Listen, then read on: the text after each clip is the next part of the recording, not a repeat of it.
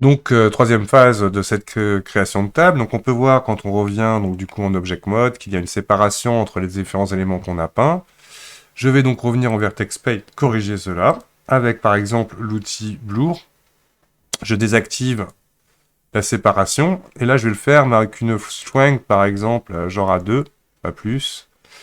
Et là je vais venir comme ça, hop, en suivant, et on peut s'amuser là un petit peu à venir blourer les endroits où on veut moins d'informations de bois, mais surtout de venir casser là cette transition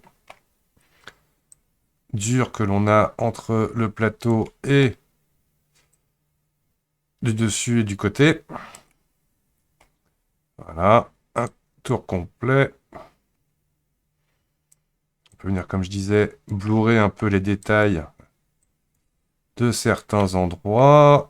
Une petite finition en rajoutant une couleur foncée sans texture. Donc je viens supprimer tout bêtement l'utilisation de la texture.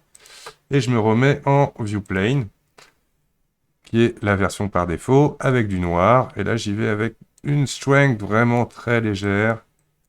Bon, voilà, comme on l'avait fait un peu tout à l'heure. Foncer un petit peu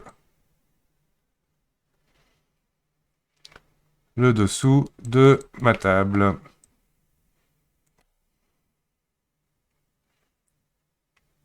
Donc comme ça, très rapidement, on aura généré une texture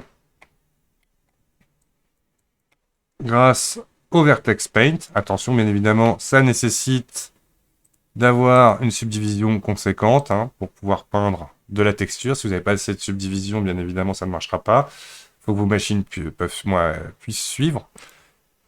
Et voilà le résultat.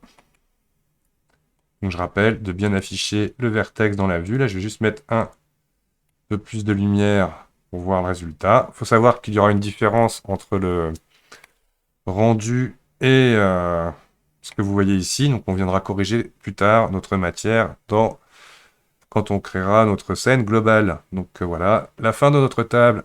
À plus!